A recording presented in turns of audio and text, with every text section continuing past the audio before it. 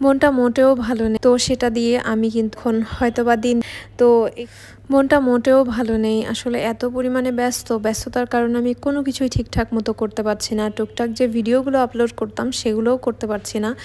এই যে এখানে চা বানাচ্ছি সকাল সকাল নিজের জন্য, তো চা না খেলে মোটেও ভালো লাগবে না। চা খেয়ে চলে যাব অফিসে। বাবুর জন্য এখানে নাস্তা বানিয়েছিলাম, তো সেটা দিয়ে আমি কিন্তু চাটা খেয়ে নিব। আসলে এত পরিমাণে ব্যস্ত বলে বোঝানোর মতো অবস্থা আমার নেই, যেহেতু ডিসেম্বর ব্যস্ততাটা অনেক বেশি বেড়ে গেছে। এখানে আমি আজকে মাছ রান্না করব, ইলিশ মাছ, সেজন্য আমি মাছটা এখানে কেটে নিচ্ছি। আর যেহেতু গোটা মাছ এটা, তো খুব ভালোভাবে আঁশ ছাড়িয়ে তারপরেই কাটতে হবে। তো সাধারণত বড় মাছ কাটতে গেলে আমার একটু প্রবলেমই হয়। সাধারণত সবগুলো মাছ কিংবা মুরগি যেটাই হোক না কেন আপনাদের ভাইয়া বাজার থেকে কেটে আনে। তো এই যে যুদ্ধ শেষ করে আমি মাছটা আস্তে আস্তে কেটে নিচ্ছি। তো মাছ কাটা মনে হয় যেন আমার কাছে বিশাল এক যুদ্ধের মতো। যুদ্ধে জয়ী আমি আলহামদুলিল্লাহ। এখানে মাছটা কাটা শেষ, তো এখানে মাছটা কিন্তু আমি মেখে রান্না করব। সেটার জন্য পেঁয়াজ সব মশলা দিয়ে নিচ্ছি। সেটাই বলছিলাম যে আসলে যান্ত্রিকতার কোন পর্যায়ে পৌঁছে গেছি এখন। হয়তোবা দিন দিন আরও মানে ব্যস্ততা বেড়ে যাবে, আরও ঝামেলা বেড়ে যাবে, আর হয়তোবা ঝামেলা কমবে না। এর মাঝেই সব কিছু ম্যানেজ করে চলতে হবে। তারপরেও যারা আমার ভিডিওগুলো দেখেন, টুকটাক লাইক কমেন্ট করেন, শেয়ার করেন, আপনাদেরকে জানাচ্ছি অনেক অনেক ধন্যবাদ। কারণ সব সময় যারা পাশে থাকেন তাদেরকে যদি ধন্যবাদ না দেই তাহলে ছোট করা হয়ে যাবে।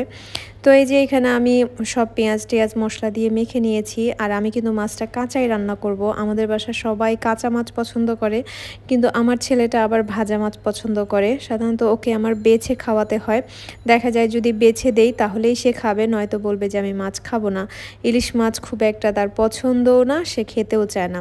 এই যে এখানে আমি মাছটা মেখে দিয়েছি, সাথে কাঁচামরিচটা ভেঙে ভেঙে দিয়েছি। তো এখানে ঢাকনা দিয়ে ঢেকে দিব যতক্ষণে হয়ে যায় আর কি। খুব বেশি সময় লাগবে না, একদম অল্প সময়ের মধ্যেই কিন্তু রান্নাটা কমপ্লিট হয়ে যাবে। ইলিশ রান্না করতে খুব একটা সময় লাগে না। তো যারা খুব ধৈর্য সহকারে আমার ভিডিওগুলো দেখেন তারা অবশ্যই আমার পরিস্থিতিটা বুঝবেন। আর টুকটাক শখের বশে এই কাজগুলো কন্টিনিউ করে যাচ্ছি। যারা যারা পাশে আছেন তাদেরকে আসলে অনেক অনেক ধন্যবাদ।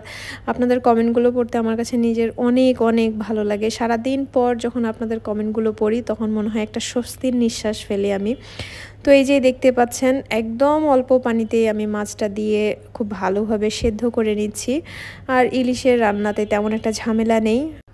খুবই কঠিন একটা পরিস্থিতি দিয়ে যাচ্ছি আমি। অবশ্যই সবাই আমার জন্য দোয়া করবেন, অনেক অনেক বেশি দোয়া করবেন। এখন আমার দোয়ার অনেক প্রয়োজন। সব কিছু ঝামেলা মেটানো হয়ে গেলে আলহামদুলিল্লাহ দেখি টুকটাক কতটুকু কামব্যাক আমি করতে পারি। তো ইনশাল্লাহ আশা আছে আবার আগের মতো কন্টিনিউ করব, রেগুলার আপনাদের সাথে থাকবো, কথাবার্তা বলবো ইনশাল্লাহ। তো এখানে রান্না প্রায় শেষ। ছোট্ট একটা ব্লগ শেয়ার করলাম, ভালো লাগলে অবশ্যই লাইক কমেন্ট করে আমার সাথেই থাকবেন। ধন্যবাদ, টাটা।